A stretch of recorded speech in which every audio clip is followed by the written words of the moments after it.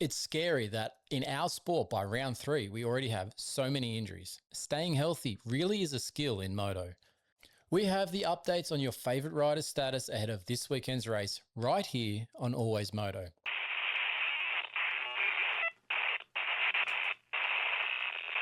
Welcome to the emergency department updates ahead of round 3 in Anaheim. This week's video is brought to you by Technic Motorsport, and they have you covered for all your suspension tuning needs. I'm David Hogan, a physiotherapist and moto media editor at Always Moto. Let's get into those updates. The number 36 Monster Energy Kawasaki rider Garrett Marchbanks, he missed San Diego with another nondescript injury from the Kawasaki PR department. But it was widely spoken about this week that he failed a concussion protocol test following a midweek crash. Now, no confirmation as yet, but we expect Garrett to be cleared this week, if not next, ready for Anaheim 2 or Houston.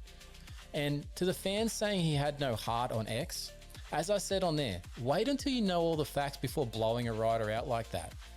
This was our sports guidelines at work here. As much as I think the concussion protocol needs an update in the AMA, this was a great example of it doing its job to protect the riders. Garrett wasn't being soft at all. He was being medically guided for his long-term health. The Triumph mounted number 33 of Austin Faulkner. A bit of a weird one for Austin in San Diego. It was pointed out in our Always Moto group chat that the crash, although not as spectacular, was very similar in nature to his Arlington crash a few years ago. He clipped the down ramp of that tabletop and he got all out of shape. I wonder if there's something to that or if it's just a coincidence.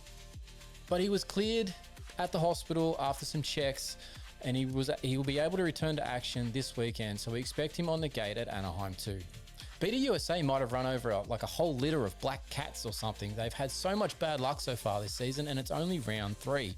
Mitchell Oldenburg, the number 52, has joined his teammate Benny Bloss on the injured list after a crash in qualifying, leaving Mitchell with a concussion and a broken wrist that required surgery.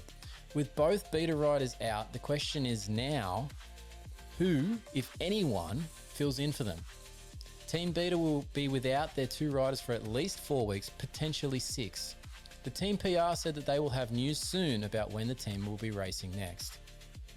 Team PRMX rider Jack Chambers has confirmed since our last video last week that a wrist fracture is the injury keeping out for the next few weeks. Don't expect him back until around the 6 to 8 week mark post-surgery.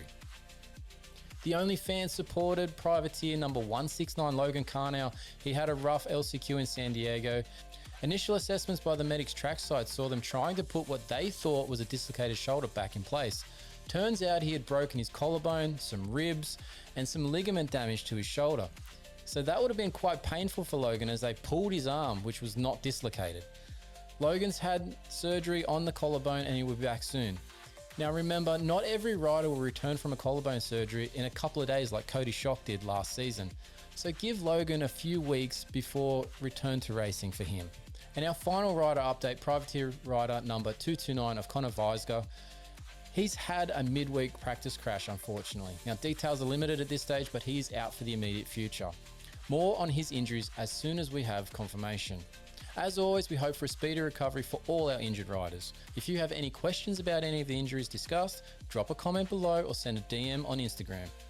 Now hit that subscribe button to show your support of our channel, and we will see you next week with more rider updates.